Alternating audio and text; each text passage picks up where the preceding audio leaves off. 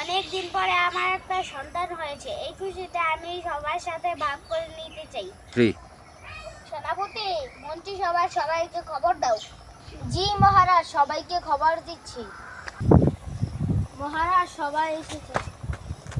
অনেক দিন পর আমার সন্তান হয়েছে, তোমরা কি এরকম খুশি? মহারাজ, আমি আকাশ সমান খুশি। মহারাজ, আমি পাহাড় সমান খুশি। মহারাজ, আমি সমুদ্রের সমান খুশি। তুমি হাগু করার পরে যেমন খুশি লাগে আমি এরকম খুশি।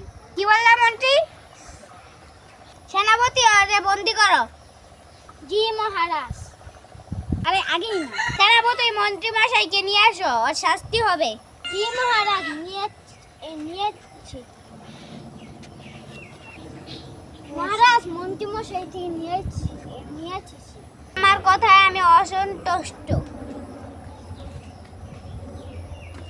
তোমার ফাঁসি ধার্য করা হলো।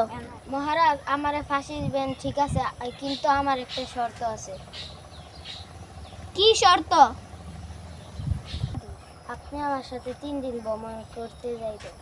এটা জোরে কইছ? ঠিক আছে, তোমার ইচ্ছা আমি পূরণ করব, কিন্তু আমার একটা শর্ত আছে। কি শর্ত?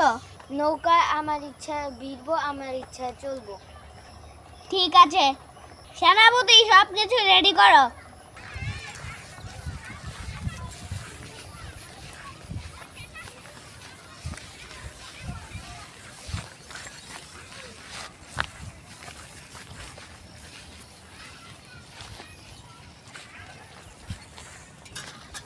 সবকিছু ঠিক আছে তো নৌকার? জি।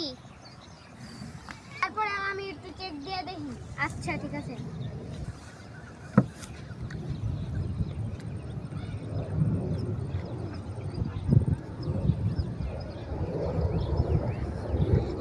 ঠিক আছে, সবাই ওঠো।